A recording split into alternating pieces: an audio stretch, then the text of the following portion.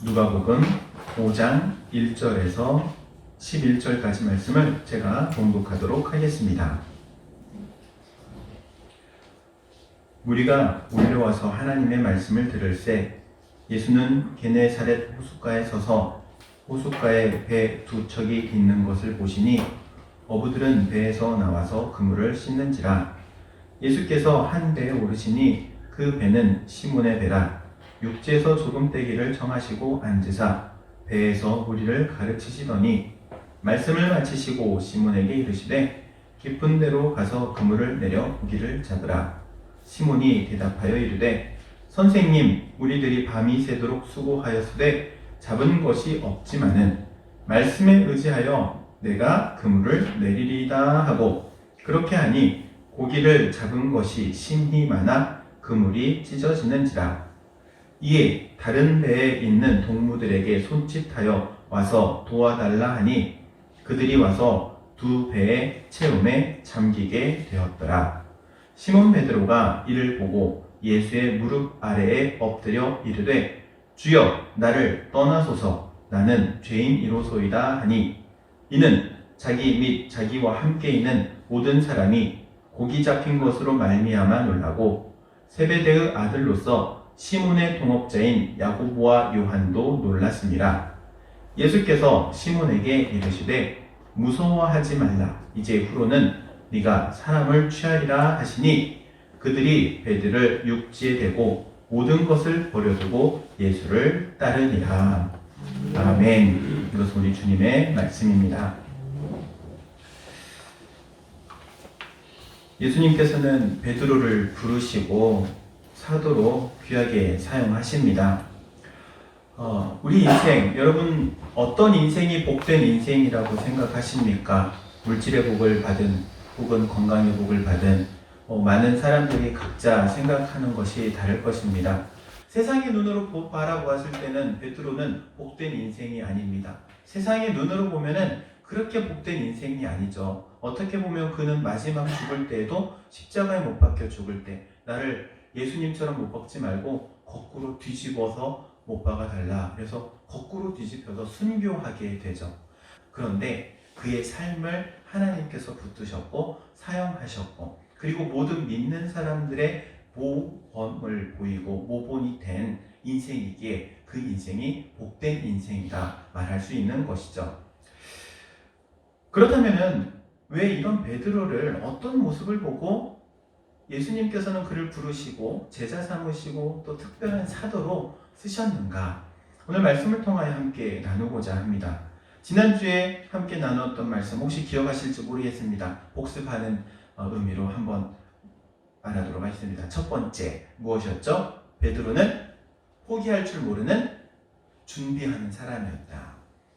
그렇죠. 다음을 준비하는 사람이었다는 거예요. 지금 오늘은 실패했을지라도 내일을 위해서 준비하는 사람. 인생 포기하지 않고 많은 사람들은 절망하면 그리고 희망을 잃어버리면 목숨을 끊기도 하죠. 근데 오늘의 절망으로 끝내는 것이 아니라 내일을 위해 준비하는 디딤돌로 밟고 넘어가는 것이죠. 사랑하는 성도 여러분, 오늘의 어려움이 여러분의 인생의 디딤돌이 되기를 축복합니다. 밟고 일어날 수 있는 은혜. 베드로에겐 이러한 은혜가 있었던 것이죠. 그리고 두 번째, 베드로는 섬김의 사람이었습니다. 예수님께서 그 배에 오르시죠. 어떤 배입니까? 이미 퇴근 준비를 하고 있던 배. 그런데 그 배에 오르셔서 무리들을 가르치십니다. 가르치시는 시간이 짧았는지 길었는지는 정확하게는 모릅니다. 그러나 이 베드로는 자신 퇴근해야 함에도 불구하고 피곤한 몸을 쉬어줘야 함에도 불구하고 예수님을 위해서 섬깁니다. 단순히 예수님만을 위해서 섬긴 건 아니고 당시에 말씀을 듣는 무리들, 몰려와 있는 그 사람들을 위해서 섬기는 것이죠. 이런 섬김을 통하여서 예수님도 그리고 말씀을 듣는 사람들도 어떻게 보면 베드로의 덕을 톡톡히 본 게 된 것이죠. 사랑하는 성도 여러분, 이렇게 섬기는 모습 우리 가운데 있어야 할 줄로 믿습니다. 그런데 이 섬김이라는 것, 도대체 어떻게 섬기는 것, 그리고 이 섬김을 왜 하나님께서 가장 기뻐하시는가? 그렇습니다. 하나님께서는 이 섬김을 제일 기뻐하시죠. 그렇다면 섬길 때 어떤 것으로 어떻게 섬길 수 있느냐? 물질로 섬길 수 있습니다. 그리고 몸으로도 섬길 수 있습니다. 시간을 들여서 섬길 수 있습니다. 하나님 나라의 법칙은요, 섬길 때 채우시는 법칙이 있습니다. 섬길 때 내 것을 드리는데 그것이 드리는 것으로 끝나는 것이 아니라 땅 가운데 심어지는 것과 같은 것이죠.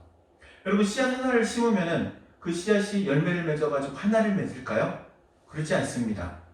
30배, 60배, 100배 예수님께서 그렇게 말씀하시죠. 벼 하나를 씨앗을 심었습니다. 그 벼 하나에는 얼마나 많은 열매를 맺게 될까요? 사과나무 하나를 심께서 씨앗 하나를 심습니다. 사과나무를 통하여서 얻게 되는 열매 얼마나 많을까요? 하나님 앞에 섬기는 것이 바로 그와 같습니다. 섬기는 것은 심는 것과 같습니다.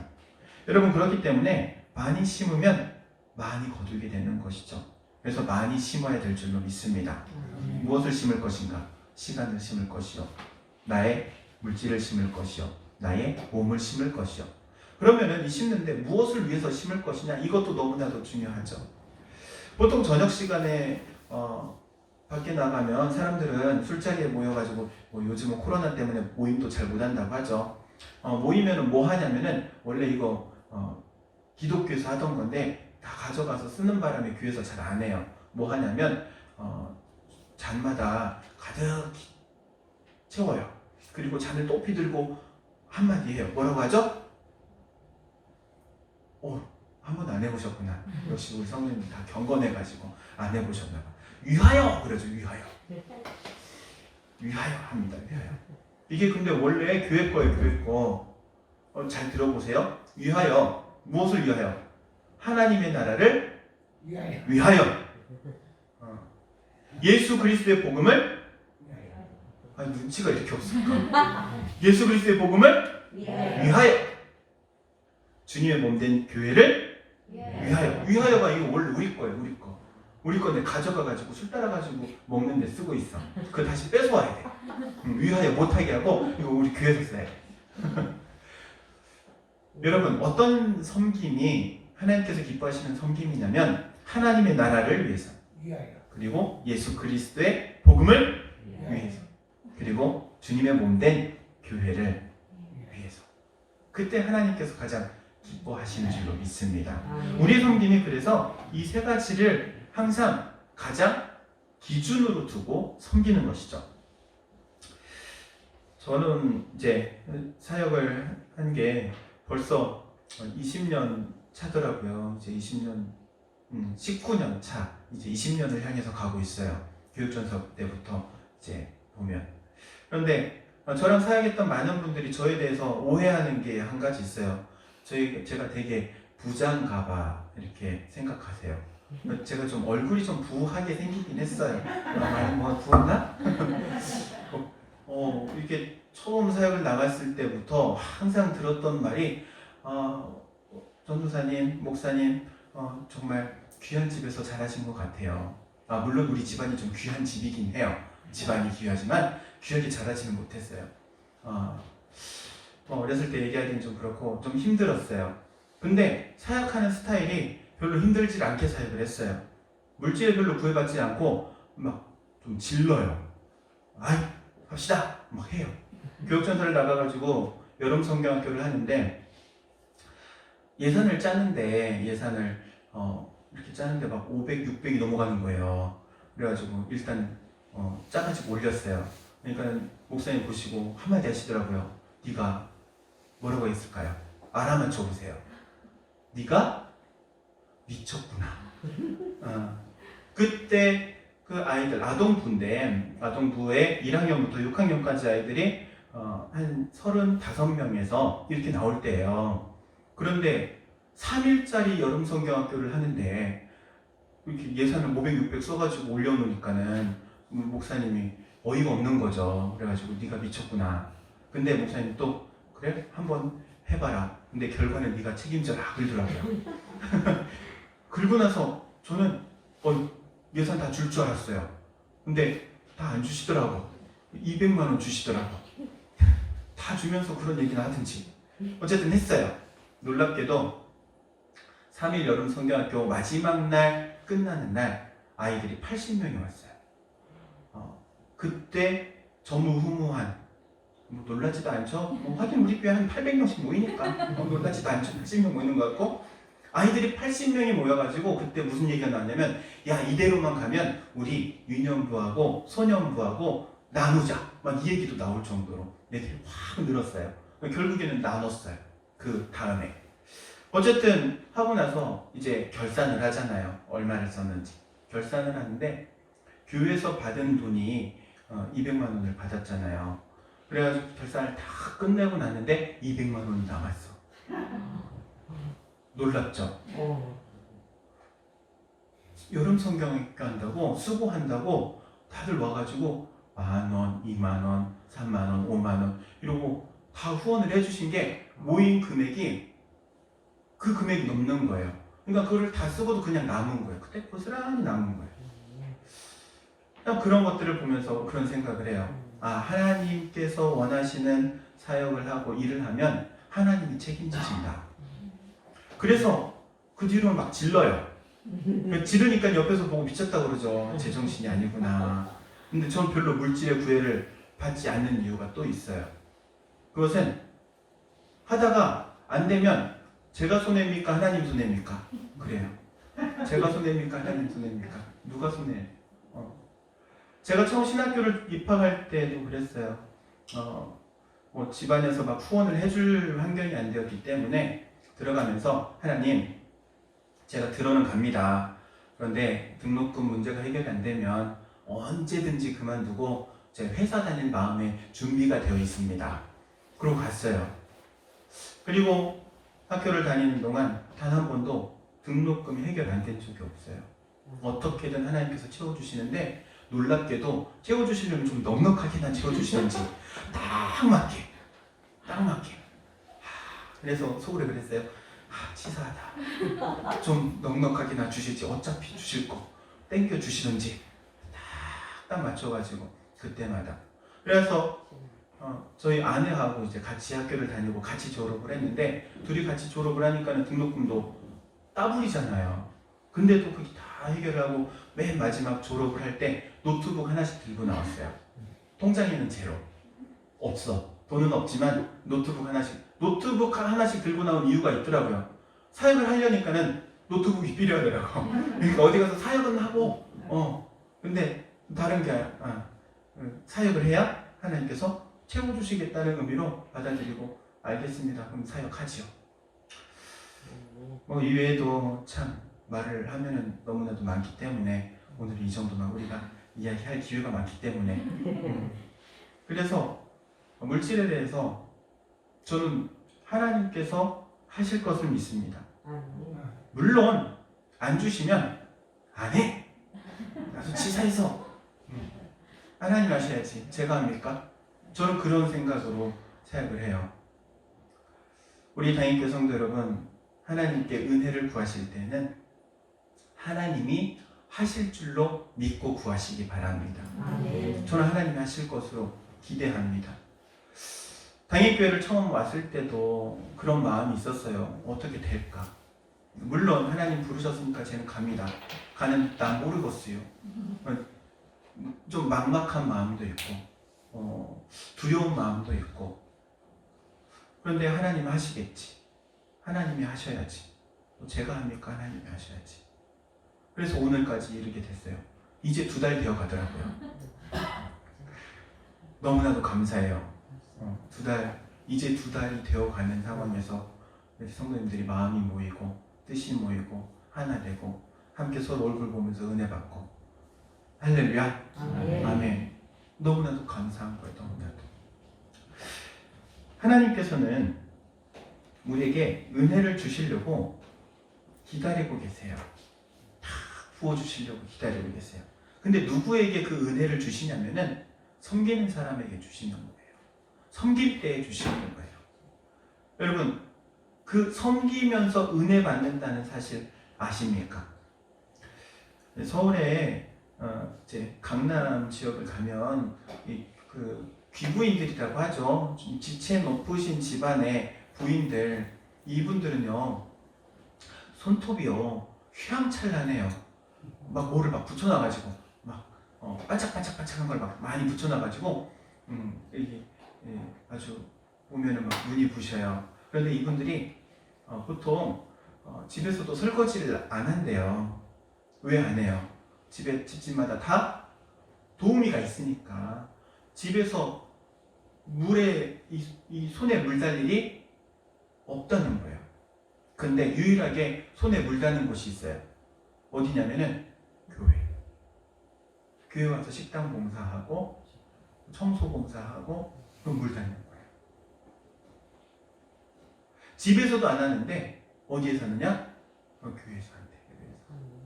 교회에서 하면서 근데 이분들이 스트레스를 받는 게 아니고 오히려 즐겁고 감사하고 기쁘게 하는 거예요. 그게 섬김인 줄로 믿습니다. 섬김은요, 내가 억지로 하는 게 아니고 기쁨 가운데, 감사함 가운데 자원함으로 하는 거예요. 섬김이 그래요. 억지로 하는 게 아니에요. 그리고 그 가운데 하나님께서 은혜를 베풀어 주시니까는 더 큰 기쁨을 누리게 되는 것이죠. 섬기는 것은 결국에 하늘에 심는 것과 같습니다. 그리고 그것은 결국에 우리 자신에게 다시금 되돌아오게 되는 열매를 맺게 되는 것이죠. 그렇기 때문에 우리는 기회가 있을 때 섬길 수 있어야 합니다. 이 기회라는 게 그런 얘기 들어보셨을지 모르겠어요. 앞머리는 무수히 머리가 많은데 뒷머리가 대머리래요. 그래서 이 기회라는 놈을 잡으려면은 앞에서 잡아야지 훅 지나가면 뒤에서 미끄러서 못 잡는데요. 뒤에가 머리가 없어갖고. 기회가 그렇대요. 그러니까 기회는 언제 잡아야 된다? 앞에 왔을 때 잡아야 된다. 기회는 쑥 지나가기 때문에 그때 잡아야 된다. 섬길 수 있는 기회를 놓치지 않고 잡는 것. 이게 하나님의 은혜인 줄로 믿습니다. 그리고 베드로는요, 순종의 사람이었어요. 4절과 5절 말씀에 보면 이렇게 말씀하시죠. 말씀을 마치시고 시몬에게 이르시되 깊은 데로 가서 그물을 내려라. 예수님 말씀하시니까는 베드로가 뭐라고 대답하냐면, 선생님, 우리 밤이 새도록 수고하였지만 잡은 것이 없지만 그러면 말씀에 의지해서 그물을 내려보겠습니다. 이렇게 대답합니다. 그리고 그물을 내리게 되는 것이죠. 하라는 대로 군말 없이 순종하는 사람들을 가리켜서 세상 사람들은 뭐라고 하냐면 이렇게 말합니다. 저 바보, 너는 생각이 없냐? 야, 생각이 있으면 좀 한번 생각 좀 해보고 해봐. 왜 그걸 하라는 대로 해? 세상 사람들이 믿는 사람들을 향해서 바라보는 시선이죠. 그런데 믿는 사람들은 그 바보 같은 것임을 알면서도 하는 거예요. 왜요? 그것이 하나님의 뜻을 이루는 지름길임을 알기 때문이죠. 우리가 하나님의 음성을 듣고 이해되지 않는 이유가 있습니다. 납득되지 않는 이유가 있어요. 왜냐하면 우리는 코앞을 바라보지만 하나님께서는 멀리 바라보시기 때문에 그래요. 여러분, 1층 사는 사람이 바라보는 풍경과 15층 사는 사람이 바라보는 풍경이 같을까요? 아니, 전혀 다르죠. 1층 사는 사람들은 앞에 심겨져 있는 나무 때문에 저 앞에 멀리 바라보지 못해요. 그러나 15층 살고 있는 사람은요, 저 멀리까지 바라볼 수 있죠. 시야가 다르기 때문에 그래요. 우리의 시야는 바로 1층에 갇혀있는 시야예요. 앞에 장애물들이 많아가지고 저 뒤에 있는 게 보이질 않아요. 그런데 하나님의 시야는 15층의 시야예요. 더 먼 곳을 바라보고 우리에게 더 좋은 것이 무엇인지를 말씀하시죠. 그런데 지금 당장 우리 앞에 가로막혀 있는 장애물들 때문에 이해가 되지 않는 거예요. 아니, 하나님 도대체 왜? 이게 이렇게 해서 될 일입니까? 근데 하나님께서는 저 멀리를 바라보시고 야, 이대로 해 말씀하시는 것이죠. 그렇기에 우리에게 필요한 것은 그 멀리 있는 것을 이루기 위해서 가장 필요한 게 바로 순종이라는 것이죠. 베드로는 그런데 순종했어요. 이해되지 않았지만 경험으로 보나 무엇으로 보나 예수님의 말을 들을 이유가 없잖아요. 자, 베드로하고 예수님하고 한번 비교해 봅시다. 직업은 예수님은 목수, 베드로는 어부. 물고기 잡는데 누구 말을 들어야 돼요? 당연히 베드로 말을 들어야 하죠. 그리고 자, 누가 연장자이냐? 누가 연장자예요? 예수님하고 베드로하고. 그만 좀 물어봐요. 베드로는 베드로, 그러니까 나이를 말하는 거는 아니고, 자, 예수님은 결혼을 했습니까? 안 했습니까? 결혼 안 했죠. 총각이에요, 총각. 쉽게 말하면 총각. 베드로 결혼했어요, 안 했어요? 했어요. 앞에 보면 베드로의 장모님 화병 나가지고 쓰러져 있는 모습 나오잖아요. 결혼을 한 사람하고 결혼 안 한 사람하고, 옛날에는 상투를 틀어야 어른이 된다고 했죠. 상투를 안 틀면 나이가 아무리 많아도 어른 대우를 안 해주죠. 자, 베드로가 어른이에요? 예수님이 어른이에요? 베드로가 어른이잖아요. 결혼도 했고. 누가 누구 말을 들어야 해요? 예수님이 베드로의 말을 들어야 맞겠죠. 그런데 오히려 베드로가 예수님의 말씀을 들어요. 그게 바로 순종이에요. 내가 가지고 있는 경험, 내가 가지고 있는 지식 다 내려놓는 거예요. 그게 바로 순종이에요. 그래서 순종에는 앞에 이런 단어가 붙어요. 그럼에도 불구하고라는 단어가 붙어요. 왜냐하면 이해되지 않아. 그럼에도 불구하고 순종. 납득되지 않아. 그럼에도 불구하고 순종. 설득되지 않아.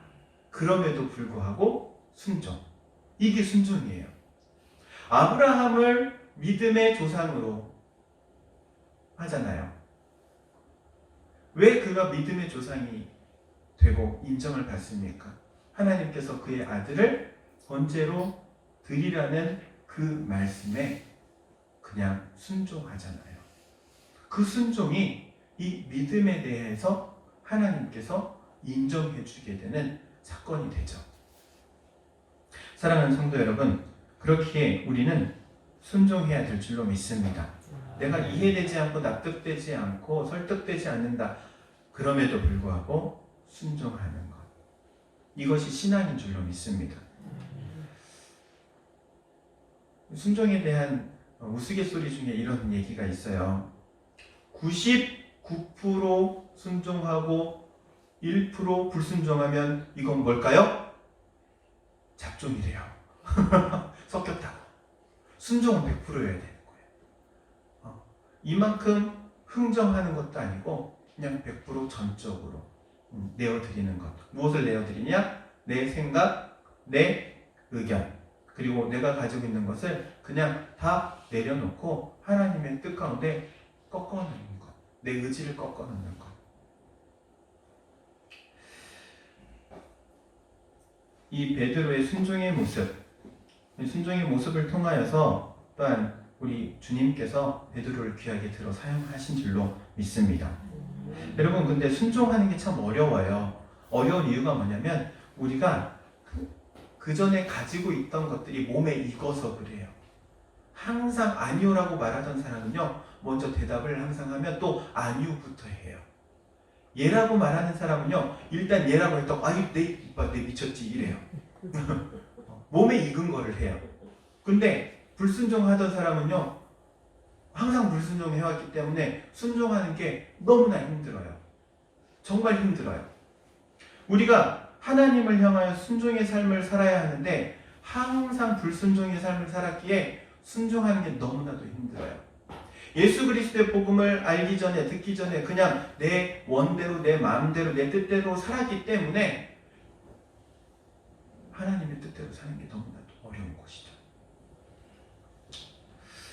그래서 하나님께서는 우리에게 순종을 요구하실 때 한 번에 큰 거 요구하지 않으세요. 작은 것부터, 사소한 것부터. 천리길도 한 걸음부터 가는 것처럼 작은 것부터 순종하기를 원하시고, 그 작은 것이 쌓이면 하나님께서 우리를 통하여 더욱더 큰 일을 이루어 주시는 줄로 믿습니다. 이러한 순종의 사람이 바로 우리 당임교회가 되기를 주의 이름으로 축복합니다. 기도하도록 하겠습니다. 사랑과 은혜가 충만하신 하나님, 은혜를 감사드립니다. 귀한 시간 허락하여 주셔서 함께 말씀을 나누었습니다. 주님께서 베드로를 들어 귀하게 사용하신 것 같이 우리 당임교회를, 또한 우리 성도들을 들어 귀하게 사용하여 주옵소서. 또한 그 쓰임에 준비된 저희들 되기를 원하오니 하나님께서 우리의 마음으로부터 준비되어지게 하시고 또한 우리가 항상 겸손하게 순종함으로 주님께서 원하신 그 뜻을 쫓아 나아가도록 인도하여 주옵소서. 주님 항상 붙들어 주심을 믿사오며 예수님의 이름으로 기도하옵나이다. 아멘.